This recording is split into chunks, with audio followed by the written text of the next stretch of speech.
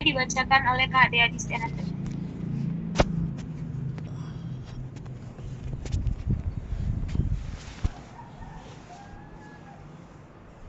Ya, baik. Terima kasih moderator. Selanjutnya ada pengertian infrastruktur teknologi informasi. Infrastruktur teknologi informasi merupakan dasar utama pembangunan sistem informasi modern yang mendukung kegiatan operasional, manajerial, dan strategis organisasi. Komponennya mencakup perangkat keras, perangkat lunak, jaringan, dan sumber daya manusia untuk mengelola serta mendistribusikan secara efisien. Menurut Laudon tahun 2020, infrastruktur TI adalah sumber daya fisik dan virtual seperti pusat data, jaringan, server, penyimpanan, dan layanan cloud yang menjadi platform pengoperasian sistem informasi. Di era digital, infrastruktur TI berperan strategis sebagai enabler transformasi digital. Kemungkinan organisasi beradaptasi dengan kebutuhan data, mobilitas, dan tuntutan pelayanan yang cepat dan transparan. Komponen infrastruktur teknologi informasi. Yang pertama, perangkat keras atau hardware. Media fisik untuk mengolah, menyimpan, dan mengirim data seperti komputer, server, dan perangkat jaringan.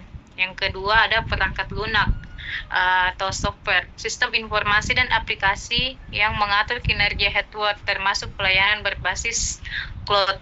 Yang ketiga ada jaringan dan telekomunikasi, infrastruktur LAN, WAN, dan WiFi internet serta teknologi 5G dan fiber optik untuk komunikasi data cepat. Yang keempat ada basis data atau database, sistem penyimpanan dan pengelolaan data terstruktur maupun big data. Yang kelima ada sumber daya manusia, tenaga ahli yang mengelola, mengembangkan, dan mengamankan sistem informasi.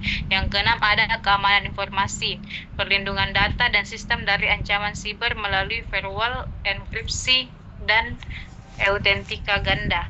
Baik, saya kembalikan ke moderator. Baik, terima kasih Kak Dea Distiananda. Selanjutnya dibacakan oleh Kak Andri. Saya persilahkan. Terima kasih Ibu Moderator. Langsung saja kami melanjutkan komponen infrastruktur teknologi informasi. Yang pertama itu ada perangkat keras atau hardware, media fisik untuk mengolah, menyimpan, dan mengirim data seperti komputer, server, dan perangkat jaringan. Yang kedua perangkat lunak atau software, sistem operasi dan aplikasi yang mengatur kinerja hardware, termasuk layanan berbasis cloud atau SaaS. Yang ketiga jaringan dan telekomunikasi, infrastruktur LAN, WAN, WiFi, internet serta teknologi 5G dan fiber optik untuk komunikasi data cepat. Yang keempat basis data atau database, itu sistem penyimpanan dan pengelolaan data terstruktur maupun big data atau DBMS dan NoSQL.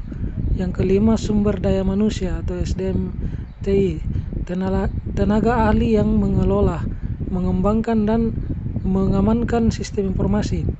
Yang keenam keamanan informasi, yaitu perlindungan data dan sistem dari ancaman cyber melalui firewall, enkripsi, dan autentifikasi ganda.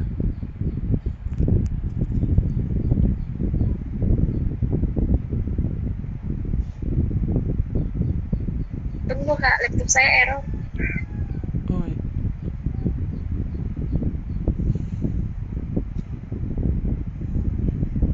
Ya Kak Andri, lanjutkan. Terima kasih. Perkembangan infrastruktur teknologi informasi.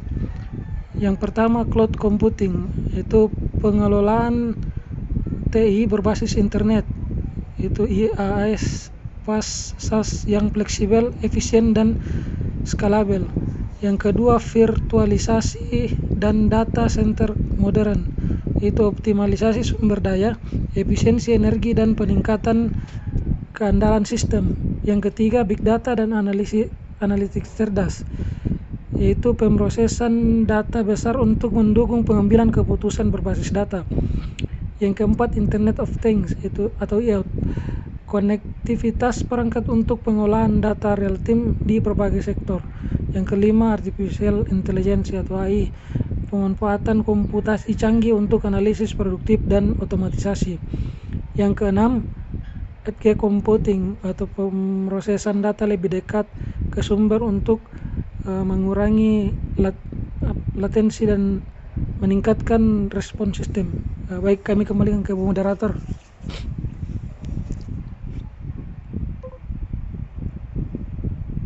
Baik, peran dan dampak infrastruktur teknologi informasi. Yang pertama ada sebagai penunjang operasional, yang kedua ada sebagai alat strategis, yang ketiga ada sebagai alat pendorong, dan keempat ada sebagai sarana penguat keamanan. Adapun kesimpulan dari materi kami yaitu infrastruktur teknologi informasi merupakan elemen penting yang mendukung keberlangsungan operasional dan transformasi digital organisasi melalui komponen utama seperti perangkat keras, perangkat lunak, jaringan, dan sumber daya manusia. Infrastruktur teknologi informasi berperan dalam meningkatkan efisiensi, efektivitas, dan daya saing.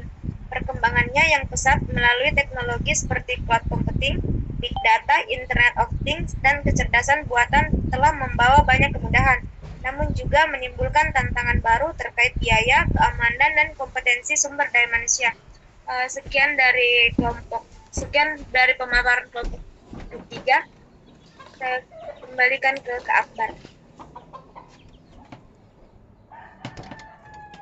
Ya, demikianlah tadi pemaparan materi dari teman-teman kelompok 3 terkait sistem teknologi informasi. Mungkin ada teman-teman dari kelompok 1 dan kelompok 4 yang ingin bertanya. Waktu dan tempat saya persilakan. Ya. Atau mungkin dari Prof. Ima ada yang mau ditambahkan, Pak? Tambahkan sedikit lagi ya. Boleh. Ya. Silakan, Pak. Baik, ya, terima kasih Pak Akbar. Ya, jadi penjelasan untuk kelompok 4 itu mengenai infrastruktur teknologi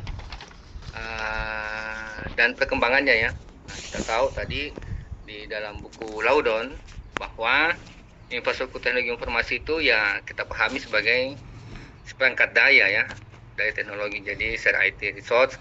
Nah, di mana yang terdiri dari hardware, kemudian ada software, kemudian ada manajemen data jaringan ya. Kemudian ini yang kita kelola secara internal oleh pihak eksternal. Ini infrastruktur ini berkembang seiring evolusi komputasi ya di era mainframe dan mini komputer ya. Nah, jadi secara teoritis kita bisa mengetahui bahwa infrastruktur TI ini memungkinkan terjadinya integrasi proses bisnis yang skalabilitas sistem, efisiensi biaya, ada efisiensi biaya, serta peningkatan kecepatan dan kualitas pengambilan keputusan. Nah, contohnya ini saya ambil studi kasus di perbankan ya. Bagaimana kita tahu bahwa sekarang ini di bank-bank itu kan rame-rame bagaimana dia bisa berperan di dalam membantu UMKM ya.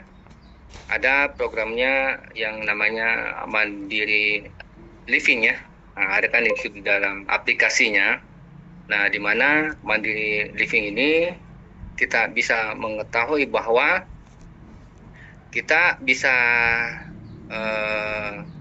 melihat bagaimana contoh kasus, misalnya kalau misalnya kita sebagai seorang nelayan misalnya, kerja kan dari pesisir ya, misalnya kita dipotret begitu ya, tempat pelelangan ikan misalnya. Nah, di situ kan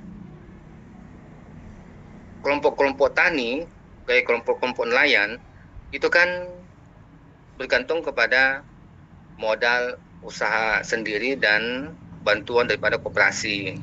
Nah, di sini Mandiri Living itu masuk dengan menawarkan hal yang sama, dengan mengelola pembukuan secara sederhana yang berbasis aplikasi ya, memanfaatkan media sosial, marketplace untuk pemasaran langsung mengenai rantai pasok, kemudian bagaimana dia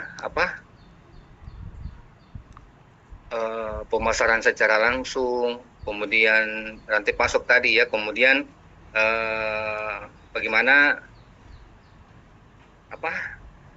rantai pasok itu yang secara kolektif kita bisa peroleh, kemudian kita produksi sesuai dengan permintaan pasar. Nah, di sini kan kita melihat bahwa ada kemandirian di dalam pengelolaan keuangan, ada pemasaran, ada operasional. Nah, di situ kita bisa melihat bahwa di dalam itu Mandiri Living itu kita bisa mengetahui dengan modal sekian, saya bisa menetapkan harga jual sekian dan keuntungan share profit saya sekian. Nah, itu salah satu contoh bagaimana infrastruktur TI itu sekarang sudah memasuki kehidupan kita, bagaimana aplikasi itu menjadi alat bantu yang real time. Jadi pada saat kita membutuhkan informasinya langsung ada. Jadi sama juga di dalam aplikasi yang lain, misalnya buku kas atau aplikasi yang lain ya, di mana dia membantu kita mulai dari input, proses, dan outputnya itu semua jelas digambarkan sehingga kita sisa memanage kita punya rantai pasok aja supaya operasi itu bisa berkesinambungan. Nah, itu adalah salah satu contoh bagaimana perubahan infrastruktur teknologi itu dan perkembangannya. Jadi bukan lagi semata-mata bahwa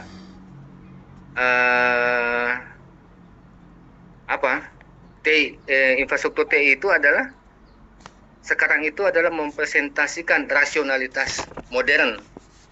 Itu organisasi dalam mengelola kompleksitas dan ketidakpastian lingkungan bisnis. Nah, disitulah teknologi menjadi ekstensi kapasitas kognitif manusia dan organisasi untuk memproses informasi dalam skala tertentu untuk menembus berbagai rintangan, apakah itu ruang, apakah itu waktu. Nah, akhirnya kita bisa menciptakan sebuah nilai melalui kolaborasi dan inovasi yang berkelanjutan. Nah, inilah yang diterapkan di perusahaan-perusahaan, mungkin di kantor Bapak juga mungkin seperti itu ya. Bagaimana kantor BPJS itu sekarang berubah. Bagaimana supaya lebih dekat dengan masyarakat. Kalau dulu kan kita ini harus ke puskesmas, harus ke rumah sakit secara langsung. Kalau sekarang kan tidak, kita bisa kita bisa buka aplikasi sesuai dengan vaskes tingkat satunya, kemudian langsung memilih jadwal, pilih dokter, isi keluhan, kemudian keluarlah waktu pelayanan. Oh, kita nomor sekian antriannya, dilayani, estimasi waktunya jam sekian. Nah, itu kan salah satu bagaimana infrastruktur TI itu mempresentasikan rasionalitas modern organisasi ya. Jadi dia bisa menembus ya batas ruang dan waktu. Nah, seperti itu tambahan sedikit dari saya, Bapak Akbar. Saya kembalikan untuk kita buka sesi diskusi. Kecil dalam membangun dan mengelola infrastruktur teknologi informasi. Organisasi kecil menghadapi berbagai tantangan dalam membangun dan mengelola infrastruktur teknologi informasi. Tantangan utamanya itu adalah keterbatasan anggaran, sehingga sulit menyediakan perangkat keras, perangkat lunak, serta biaya pemeliharaan yang memadai. Selain itu, organisasi kecil sering mengalami kekurangan tenaga ahli teknologi informasi sehingga pengelolaan sistem tidak optimal. Terus tantangan lainnya itu pemeliharaan dan pembaruan sistem yang tidak rutin karena keterbatasan sumber daya. Dari sisi keamanan, organisasi kecil juga rentan terhadap ancaman siber atau kebocoran data. Akibat sistem keamanan yang belum memadai, selain itu skalabilitas juga menjadi masalah ketika organisasi berkembang karena sistem awal tidak dirancang untuk kebutuhan jangka panjang. Mungkin teman-teman dari kelompok 3 ada yang mau menambahkan? Silakan Pak Andri atau Kak Dea. Ya, terima kasih banyak Bu Moderator ya. Sedikit menambahkan dari apa yang sudah disampaikan oleh Bu Moderator. Mungkin sebenarnya sudah cukup, tapi Pak saya tambahkan sedikit Pak, berkaitan dengan yang ditanyakan oleh Pak Teddy tadi ini, melingkupi dari apa yang isi dari materi kami sebenarnya itu. Yang pertama itu saya ingin melakukan pendekatan ya dari pertanyaannya Pak Teddy itu berkaitan dengan apa tadi itu organisasi kecil ketika mengkolaborasikan dengan TI ini ya, teknologi informasi. Yang pertama itu pendekatan yang ingin kami sampaikan itu karena Prof tadi itu sering menyinggung masalah buku Kennedy Celoden dan Janet Celoden ya. Jadi mungkin itu pendekatan yang akan kami dekatkan ini. Yang kedua itu bagaimana judul buku yang sudah dibeli itu kan mengelola perusahaan digital, itu sistem informasi manajemen dalam bukunya itu. Instrumen dan infrastruktur ini mungkin sedikit pemahaman dulu bahwa infrastruktur ini berkaitan dengan alat ya untuk alat yang digunakan untuk mengerjakan sesuatu. Instrumen itu alatnya, kemudian infrastrukturnya itu fasilitas dasar fisik maupun non fisik ini. Nah di dalamnya kan kita ingin terhubung itu dengan penggunaan jaringan ya, seperti yang tadi dipaparkan di makalah kami. Ada LAN, ada WAN dan WiFi dan internet ya. Kemudian 5G yang sekarang ini. Di dalam buku itu Pak, saya ingat itu waktu sempat membaca bukunya itu, di bagian awal itu di bab 1 itu dijelaskan penerapan SIM ini ya di Disneyland ya, kasus itu di Disneyland itu. Kemudian di bab 2 bab 3 itu ketika memulai lagi materi baru sering mengingatkan terkait masalah kasus ini ya, kasus Disneyland ini. Artinya bagaimana penerapannya di dalam itu terkait masalah pemanfaatan teknologi, terkait masalah buku yang di dalamnya itu, bukunya Lauden itu. Di dalamnya dengan adanya fasilitas internet ini, bagaimana di antrian dari pengunjung itu mampu diminimalisir. Kemudian dalam adanya aplikasi yang pendekatan daripada apa yang digunakan oleh Disneyland mampu memetakan bahwa di sini lokasi-lokasi yang lagi padat dan di sini yang bisa diarahkan pengunjung melalui penggunaan aplikasi tersebut. Kemudian bagaimana arah petanya di dalamnya, di mana pemberitahuan bahwa di sini lokasi A terkait masalah wahana seperti ini. Jadi diarahkan pengunjung tidak bosan untuk menunggu karena mampu mengikuti arah yang disediakan oleh aplikasi tersebut untuk bagaimana mengikuti petanya yang isi daripada Disneyland ini. Sama juga yang tadi yang disampaikan oleh Prof itu dari penjelasan yang sempat kami dengar itu, ternyata pemanfaatan daripada aplikasi yang sekarang ini, contoh buku kas yang bisa digunakan oleh pelaku usaha kecil ketika terkendala masalah dana ini. Di dalamnya ada aplikasi yang gratis ya, hanya menyediakan fasilitas.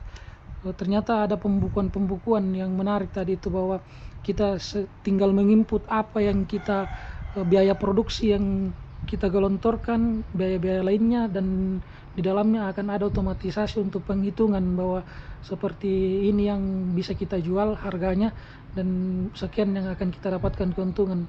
Artinya tidak serta-merta bahwa banyak yang menjustis bahwa teknologi ini konotatifnya ya banyak yang kritis terkait masalah digitalisasi. Namun sekarang sesuai dengan yang dijelaskan tadi Prof itu memberikan kita bukti bahwa tidak serta-merta bahwa teknologi ini konotatifnya negatif. Contoh yang penerapan seperti itu ketika menghitungkan kita bahwa di dalamnya ketika berbicara masalah etika bisnis dan penerapan pemasaran Islam, kan di dalamnya ada konsep keterbukaan ya dan kejujuran. Artinya di situ penerapan aplikasi itu memberikan kita gambaran seperti apa pemberitahuan bahwa seperti ini yang harga yang kita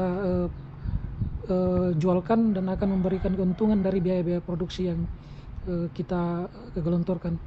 Dari inti dari jawaban dari pertanyaan yang ditanyakan Pak Adi itu tadi, Pak Nugra itu, bahwa sudah banyak aplikasi-aplikasi yang mampu membantu para pelaku yang masih terkendala masalah dana ya, terkait masalah pemanfaatan teknologi ya.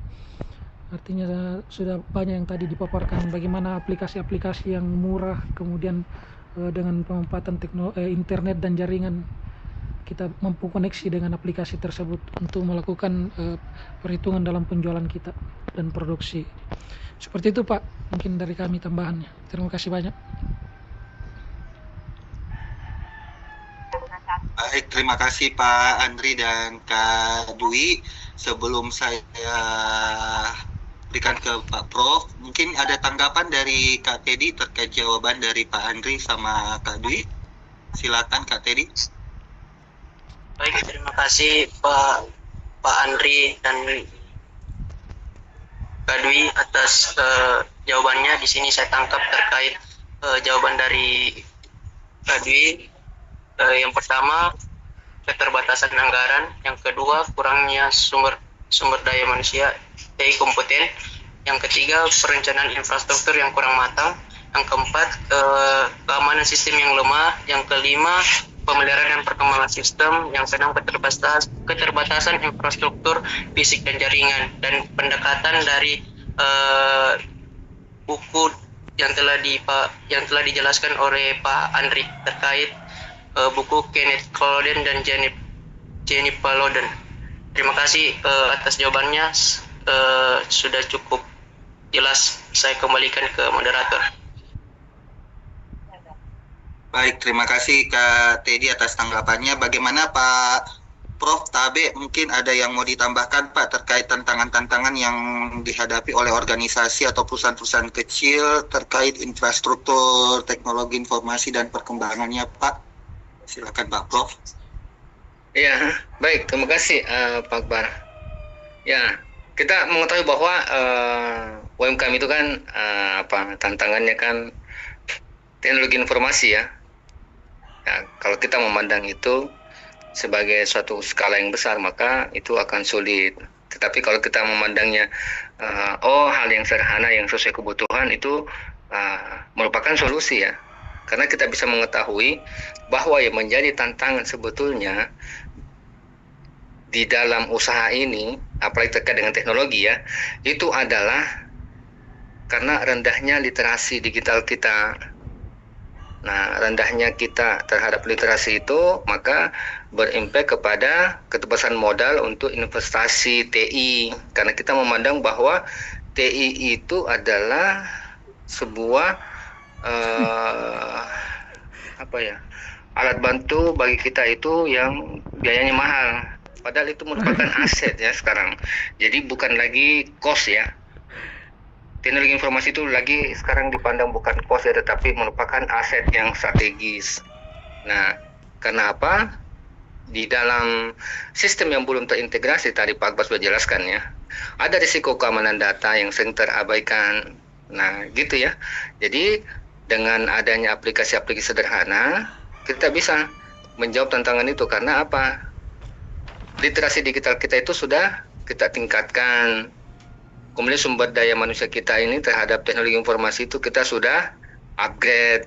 Jadi apa? Kita bisa mengatakan bahwa infrastruktur TI itu tidak lagi dipandang sebagai beban biaya. Nah, melainkan sebagai alat pendukung keputusan dan efisiensi operasional. Nah, itu bisa kita melihat misalnya dalam bisnis UMKM ya. Kalau yang di buku Laudon itu kan perusahaan-perusahaan di Amerika yang dicontohkan ya, berarti perusahaan-perusahaan besar. Nah, yang menjadi pembahasan kan bagusnya yang kearifan lokal ya, seperti misalnya UMKM. Nah, itu kan ada model bisnis sekarang ya yang disebut dengan model bisnis kanvas. Atau bisnis model kanvas ini adalah merupakan implementasi infrastruktur teknologi informasi beserta tantangan dan solusinya. Nah, itu di model bisnis kanvas ya, BMC. Nah, gitu.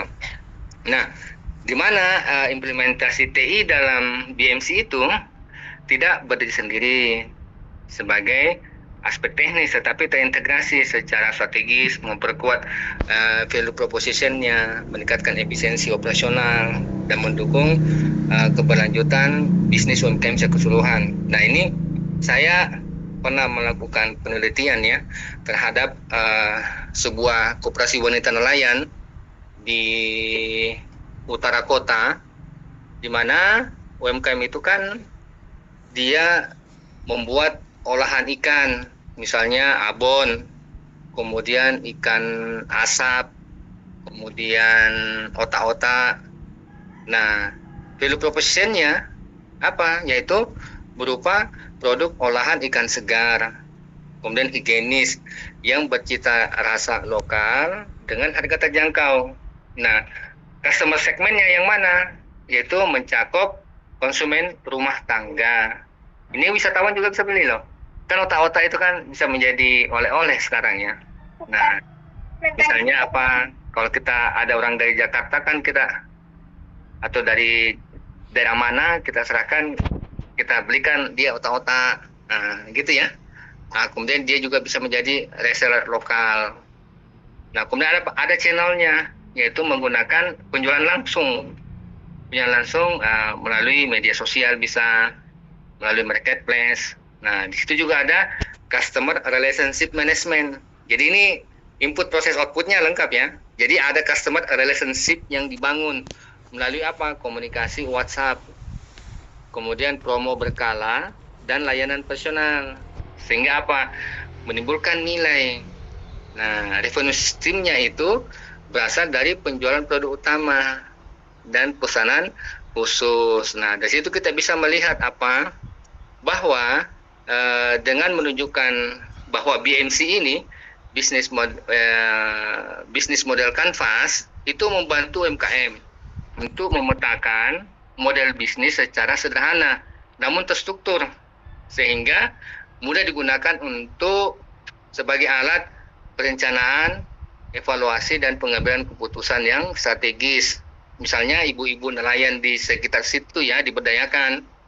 Misalnya ini kan mereka membantu suaminya ya untuk mengolah pasca panen. Pasca panen itu maksudnya ikan ini kan naik ke darat. Nah, itu biasanya ibu-ibu yang dalam koperasi itu terlibat juga, memilih ikan-ikan apa yang mereka ambil untuk mereka olah. Misalnya untuk menjadikan asap, kemudian untuk menjadi abon ikan, kemudian menjadi otak-otak, serta olahan ikan lainnya. Nah, di situ kita bisa melihat bahwa dengan adanya model BMC ini kita bisa mengetahui apa yang akan kita buat terhadap ikan yang telah kita tangkap.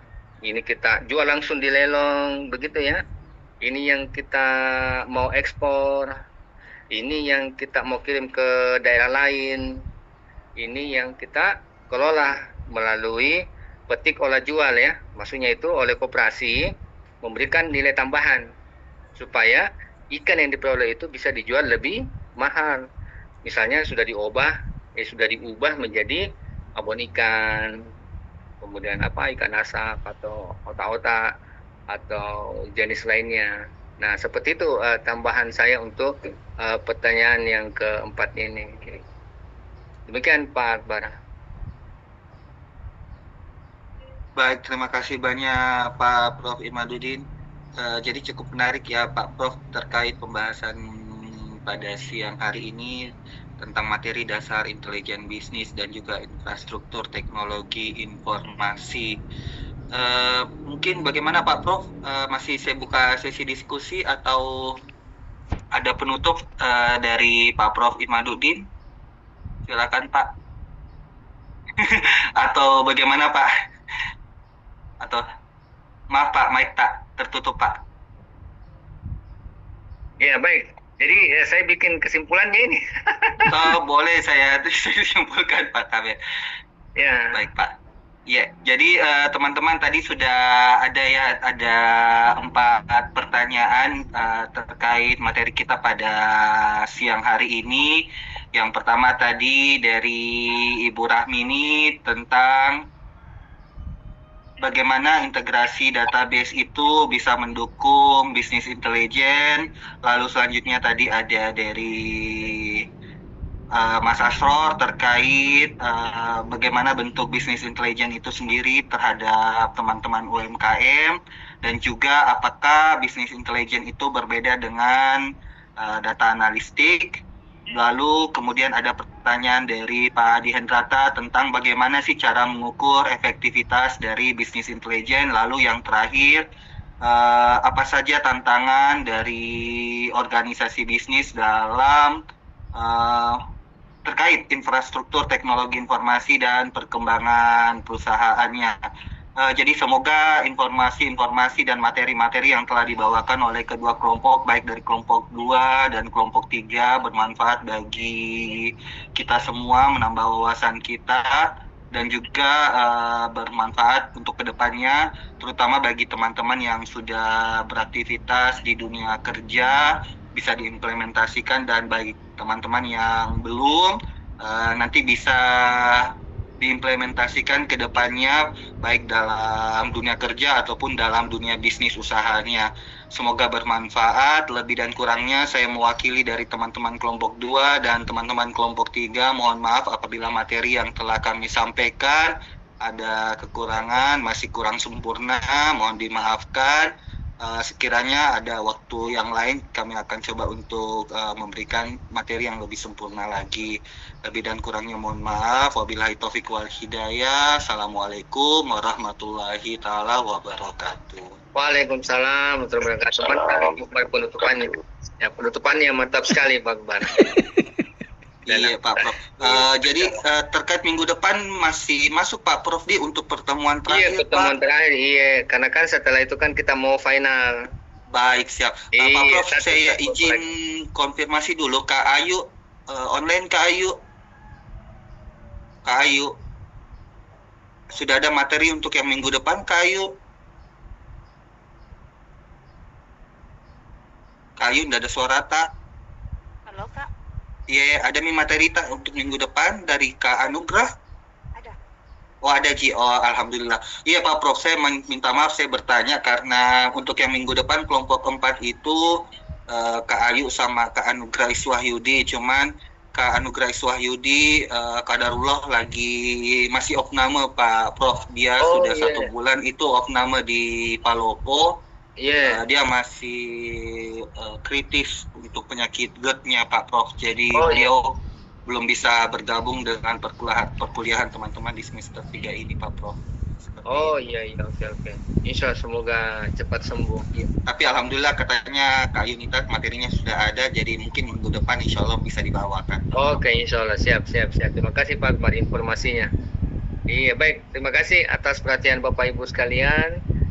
Saya izin live ya. Insya Allah kita ketemu lagi Sabtu depan insya Allah. Amin rabbal alamin. Amin, siap Pak Prof. Ya, Assalamualaikum warahmatullahi wabarakatuh. Waalaikumsalam warahmatullahi wabarakatuh. Terima kasih banyak Pak Prof. Terima kasih Prof Manudin. Terima kasih semua.